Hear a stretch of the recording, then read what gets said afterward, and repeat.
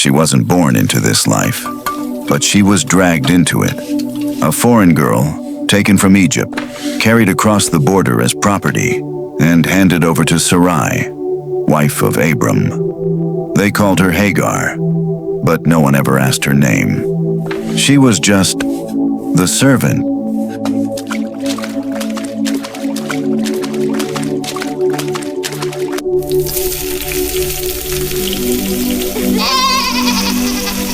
Sarai carried a wound time couldn't heal. God had promised her husband a child, but her womb had grown quiet and tired of waiting. Then one night, after years of silence, she turned to Abram, her voice flat, worn.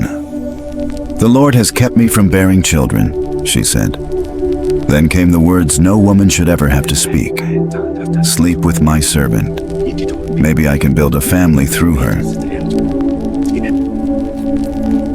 It wasn't a request, it was a command. And Hagar? She had no say, no power, no place to refuse. She was given, used, folded into a plan that was never hers.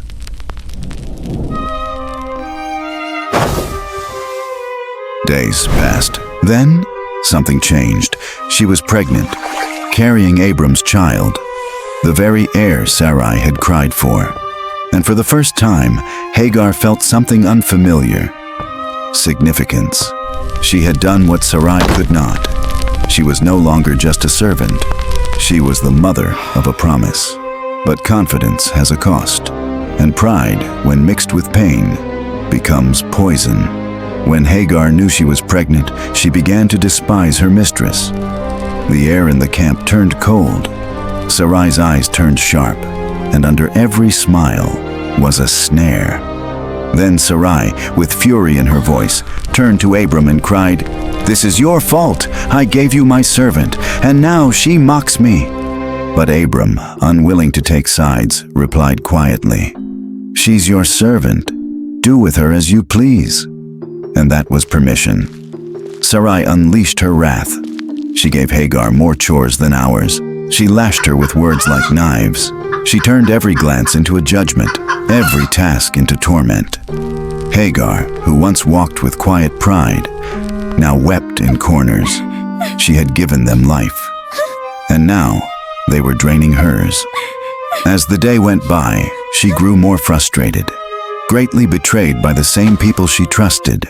Then, one day, she couldn't take it anymore. So she ran into the open wilderness, pregnant, alone, afraid. But to her, it didn't matter. Pain behind her, uncertainty ahead. Anything was better than being treated like less than human. She thought no one would care, no one would notice. She was just a runaway slave girl, a mistake in someone else's story. But she was wrong. And then came a voice, not harsh, not cruel, but clear and kind. "Hagar, servant of Sarai, where have you come from and where are you going?" She gasps, not just because someone had spoken to her, but because someone had spoken her name. She was not a mistake, not forgotten, not discarded. She was seen. And the voice continued, "Return to your mistress and submit to her. You will give birth to a son, and you will name him Ishmael, for the Lord has heard your affliction." Genesis 16, 9-11. Hagar thought she had been abandoned, but she ran straight into the arms of God. She was never invisible, never disposable, not to the one who sees all. In the quiet hush of the desert, a truth begins to settle over her soul. She is not forgotten, not abandoned, not invisible. The weight she had carried, rejection, fear, shame, melts in the presence of the one who called her by name. And in that sacred moment, Hagar finds her voice. Her lips tremble, tears spill down sunburned cheeks, and from the depths of a heart that had once been crushed, she whispers a name the world had never heard before. "You are El Roy, the God who sees me." This wasn't just her discovery, it was her declaration. She gave this name to the Lord who spoke to her, "You are the God who sees me." For she said, "I have now seen the one who sees me." Genesis 16:13. And from that day on, the spring where she had fallen became sacred ground. They called it Bir Lahai Roy, the well of the living one who sees me. It still stands between Kadesh and Bered. Genesis 16:14. Hagar gathers herself.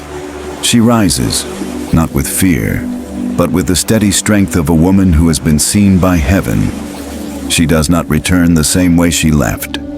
She walks back into Abram's camp, not as the girl who ran, but as the woman who had met the God who sees. Abraham stared at the sky, still echoing with the voice of God. 99 years old. And yet, a promise was rising in his tent. Sarah will bear a child. At 90, he didn't know whether to laugh or fall apart. This was everything he'd waited for, everything he thought was too late to receive. But his heart whispered a name he couldn't shake.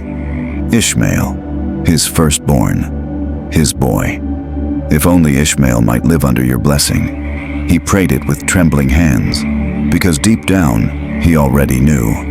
Ishmael was blessed, but not chosen. But to understand this moment, we must remember Abraham's first heir, the one born into a house divided, a birth no one clapped for, a child wrapped in pressure. But Elroy had his own plan. That night felt heavy. The wind was still, and in one dark corner of the camp, a servant girl groaned in labor, in sweat, silence, and pain. Then, a cry, a baby's cry.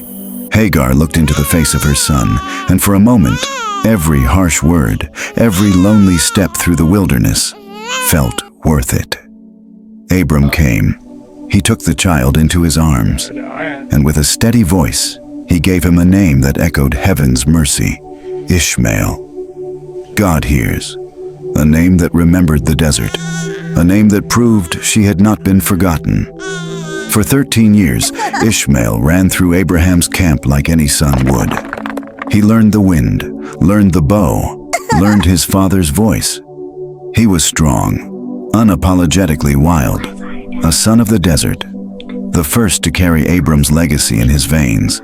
But his place was temporary, because the child of promise was still coming. And when he came, everything changed.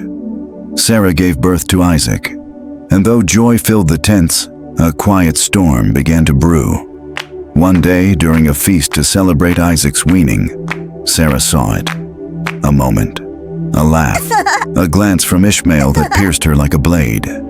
Maybe it was mockery, maybe just boyish pride. But to Sarah, it was war. She turned to Abraham, her words sharp as desert stone. "Send her away, that slave woman, and her son. He will never share in the inheritance with my son, Isaac." Abraham froze. How do you send away your own son? The boy he had taught to walk, the one who called him Abba, the son who once felt like the fulfillment of everything. His heart split open. But before he could speak, God's voice returned, calm but decisive. "Don't be distressed. I will take care of the boy. I will make him a nation, because he is your son too." And just like that, the chapter began to close. The boy in the shadows, blessed but not chosen, was about to be sent into the wilderness again. Would he survive it? Would the desert swallow him whole? Or would Elroy see him again? Morning breaks quietly. No whisper, no sound. Just a heavy silence clinging to the air. Abraham stands still, torn between love and obedience. In his hands, some bread, a skin of water, and a goodbye he never wanted to say. He places them into Hagar's hands. Then he looks at her son, his son, but doesn't speak. The silence between them says it all. And just like that, she is sent away. No escort, no promise, no clear direction, only the open desert of Beersheba and a sky that showed no mercy. The desert stretched endlessly around them, silent, suffocating. The sand burned beneath her feet. The sun pressed down like a curse, and with every aching step, the questions inside her grew louder than the wind. God, do you still see me? The skin of water was nearly empty. Her son's breathing had slowed. His lips were cracked, his strength fading. She scanned the horizon, desperate for a tree, a shadow, a spring. But there was nothing, no help, no sound, not even silence anymore. Only despair. Then, the final drop slipped from the water skin, and something inside her broke. She knelt beside her son. Her hands shook as she gently placed him under the shade of a dry, brittle bush. The only cover she could offer. Her eyes lingered on his face. I can't watch my boy die. Her whisper cracked as it left her throat. And then she turned away, not in selfishness, but in anguish. She walked off, stumbling, until she was about a bow shot away, just far enough that she wouldn't have to see his final breath, but still close enough to hear his sobs. Then she collapsed to the ground and wept. Not the kind of weeping that could be hidden, not the composed tears of someone who still had strength. This was different. This was a mother's weeping, raw, wordless, breaking open in the heat of the wilderness. She poured out her sorrow onto the cracked earth, as if maybe, just maybe, her tears could bring water, as if her cries could reach heaven. And in that moment, heaven listened. God heard the boy's cry, not just hers. And through the silence of the wilderness, a voice thundered softly from heaven. Hagar, what's wrong? Do not be afraid. God has heard the boy crying where he lies. Go to him. Lift him up. Take him by the hand, for I will make him into a great nation. Genesis 21:17-18. She opened her eyes, and there it was. A well, right there in front of her. Clear water glistening where death had settled.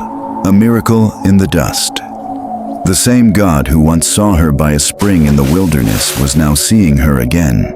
He was not done with her. He was not done with her son. That day, the desert did not bury them. It birthed them. The wilderness, once a grave, became their beginning.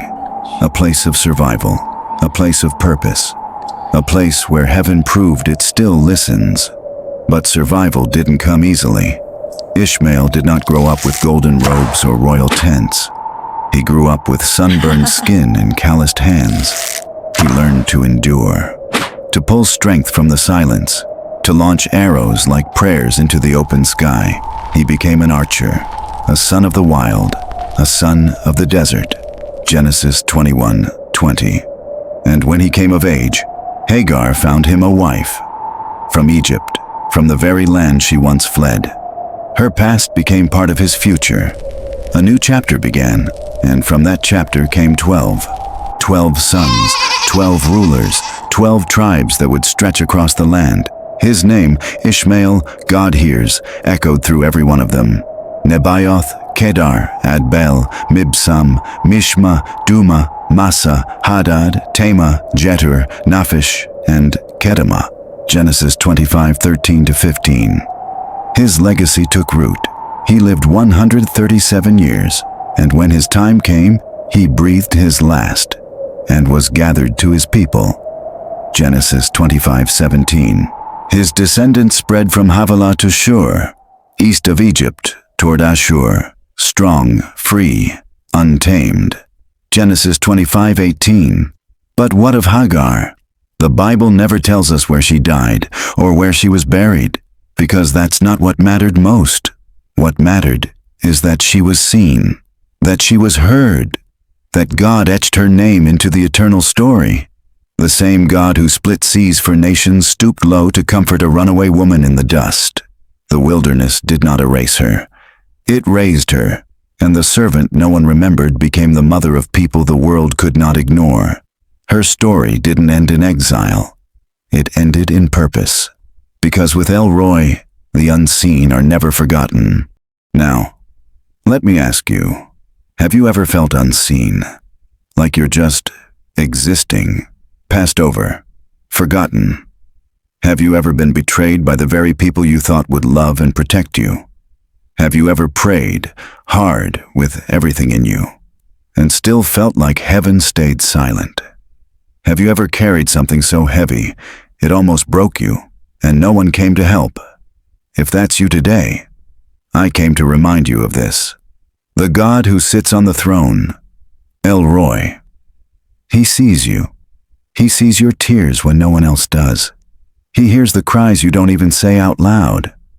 He knows what you've carried, and he's not looking away. He didn't look away from Hagar, a foreign slave girl in the desert. He called her by name. He saw her suffering. He blessed her future, and he etched her name into destiny. If he saw Hagar, he sees you. So don't lose faith. The God who saw her, heard her, met her in the wilderness, will come through for you too. El Roy has not forgotten. He never does. Hold on.